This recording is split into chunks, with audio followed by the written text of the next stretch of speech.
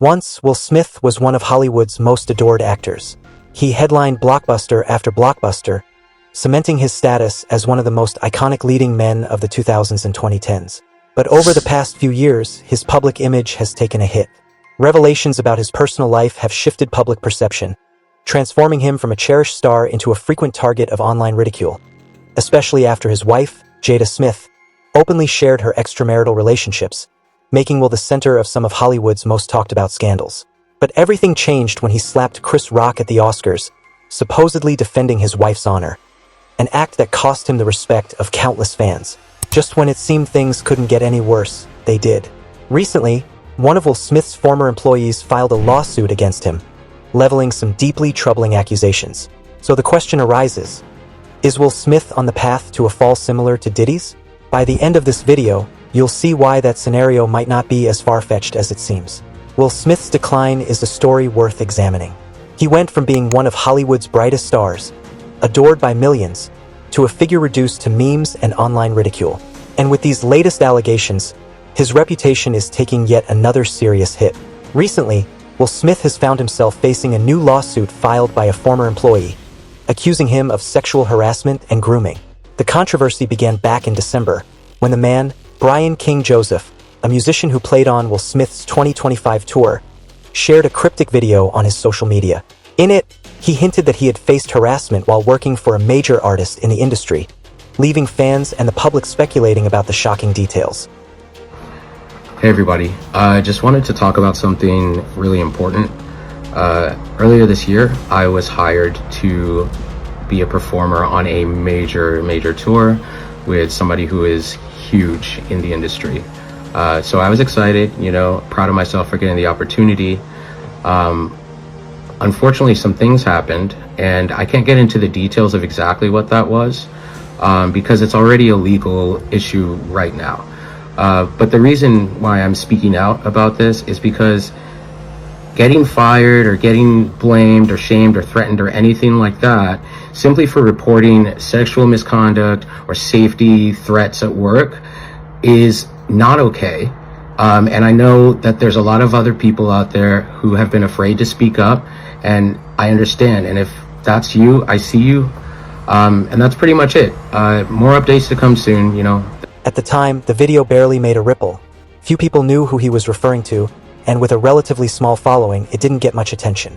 But everything shifted just weeks later, when Brian took things to the next level by filing a lawsuit against Will Smith and his production company. Earlier this year, Brian officially sued Will Smith and Treyball Studios, accusing them of sexual harassment, wrongful termination, and predatory behavior, allegations that have sent shockwaves through Hollywood and the internet alike.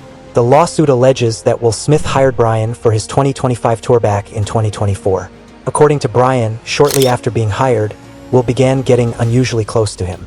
The complaint claims that Smith spent an excessive amount of one-on-one time with Joseph and even told him that they shared a special connection, unlike anything he had with anyone else. At first, Brian didn't think much of it. He likely even found the attention flattering. But he soon realized there were darker intentions behind this unusual closeness. That realization hit during one night on the tour. In March 2025, while the tour made a stop in Las Vegas, Joseph returned to his hotel room, booked by Smith's team. As soon as he stepped inside, he noticed signs that someone had been in the room without his permission. Initially, he thought, maybe it's just a break-in. But it quickly became clear that something more unsettling had happened. There were no signs of forced entry. However, earlier that day, Joseph's bag containing his room key had reportedly been misplaced by tour management, potentially explaining how someone gained access. Once inside, Joseph discovered a disturbing collection of items he interpreted as sexual threats or intimidation. Wipes, a beer bottle, a red backpack, an earring, hospital discharge paperwork for a stranger, and a bottle of HIV medication under someone else's name. To make matters even more unsettling, a handwritten note had been left, reading, "Brian, I'll be back no later than 5:30. Just us." Accompanied by a drawn heart, Brian interpreted the note as a clear threat, that someone intended to return to his room to take advantage of him. Alarmed, he immediately reported the incident to hotel security, a local police non-emergency line, and representatives from Smith's team. After reviewing the hotel's security footage, staff confirmed that no one had broken in. The only people seen entering and exiting the room were members of Will Smith's management team, meaning the intrusion came from someone on the inside. That's when Brian confronted Smith's management directly about the disturbing situation. According to the lawsuit, instead of taking his claims seriously, a member of Smith's management team dismissed him, accused him of lying, and fired him just days later. He was told the tour was moving in a different direction, only to be quickly replaced by another violinist. In the complaint, Joseph argues that the entire sequence of events reflects a pattern of predatory behavior, designed to groom and manipulate him for further exploitation. Essentially, he's accusing Will Smith of attempting to exploit him under the guise of helping him break into the industry, a claim that taps into long-standing rumors about the hidden pressures and compromises some male artists face while trying to climb the ranks in Hollywood. Brian believes that from the moment Will Smith hired him, the intention was to groom him for exploitation. According to Brian, if he had gone along with it, he might have advanced further in the industry. This isn't an isolated allegation. A few years ago, Rodney Jones, also known as Little Rod, shared a strikingly similar experience with Diddy. Hired as a producer and engineer for Diddy's Love album, Little Rod claimed that Diddy got close to him under the guise of mentorship, inviting him to parties, spending long periods alone with him, and ultimately grooming him to engage in intimate acts with other men. Brian's lawsuit suggests that he experienced a pattern in Hollywood that mirrors these past allegations. Little Rod even alleged that Diddy instructed Young Miami's cousin to perform intimate acts on him in Diddy's presence, but he refused. The situation grew even more disturbing when Little Rod claims he woke up one morning to find Diddy lying in bed next to him. According to Little Rod, Diddy told him that this behavior was normal and part of how the industry worked, and that if he wanted to reach the next level in his career, he would have to go along with it. This is exactly what Brian believes Will Smith was allegedly attempting. Smith reportedly got close to him to make him feel special, important, and connected. Once Brian began to trust him, his defenses were lowered.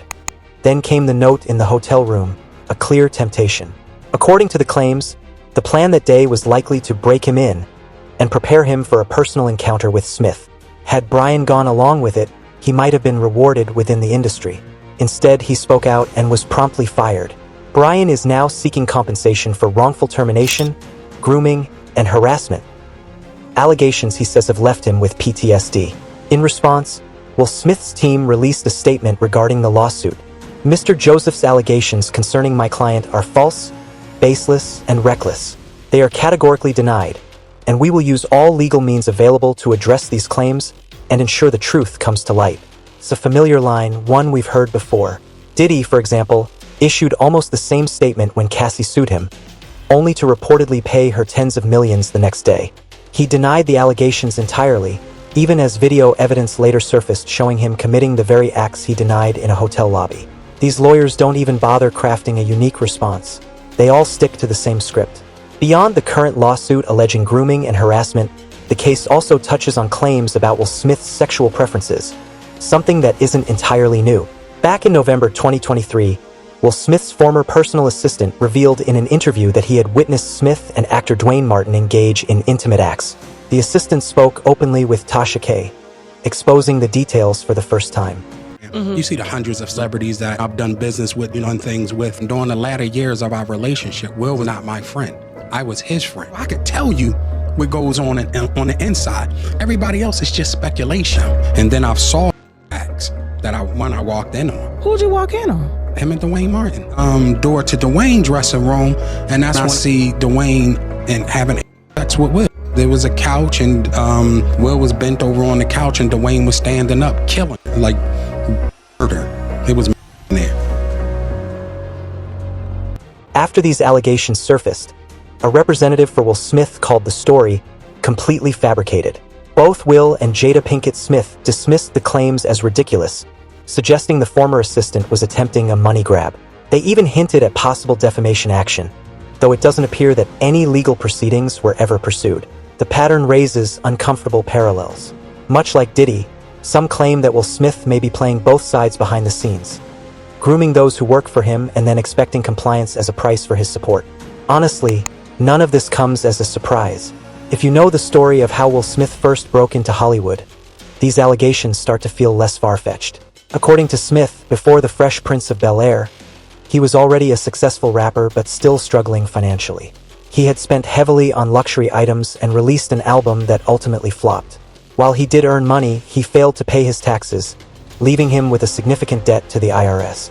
Smith found himself in a tough spot, desperate for a major opportunity that could save his career.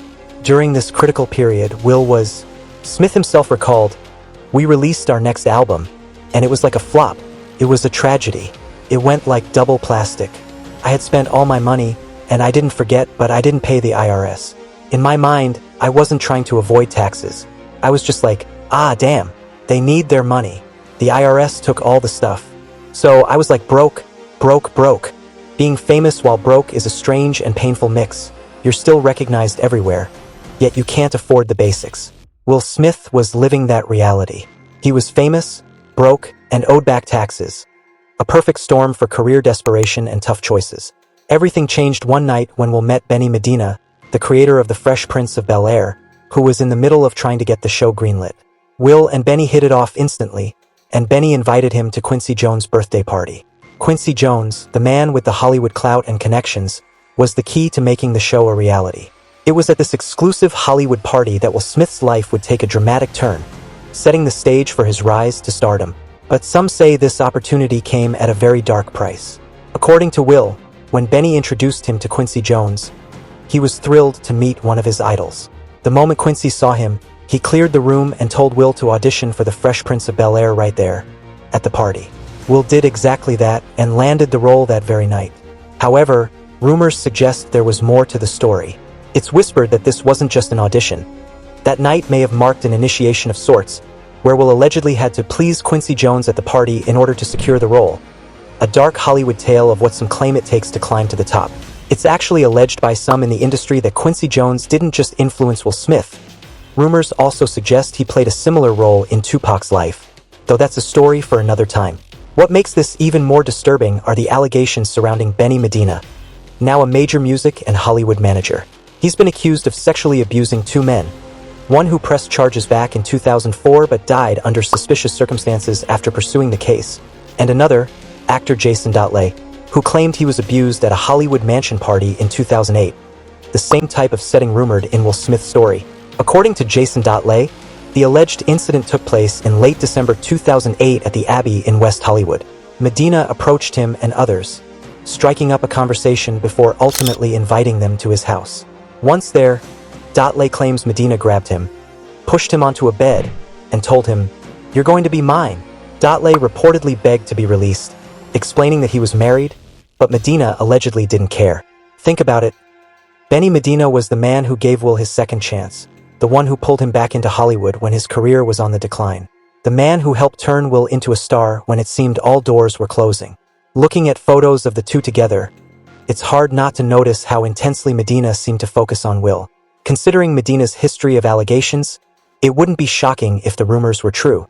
It could also explain where Will Smith may have learned these behaviors. He was allegedly groomed, and now, according to claims, he grooms others. This is the hidden side of Hollywood. This is how the game is played. Will Smith has long been entangled in the darker corners of Hollywood, and that's partly how he became connected to the Church of Scientology. While Will insists he was never an official member, there's substantial evidence suggesting otherwise.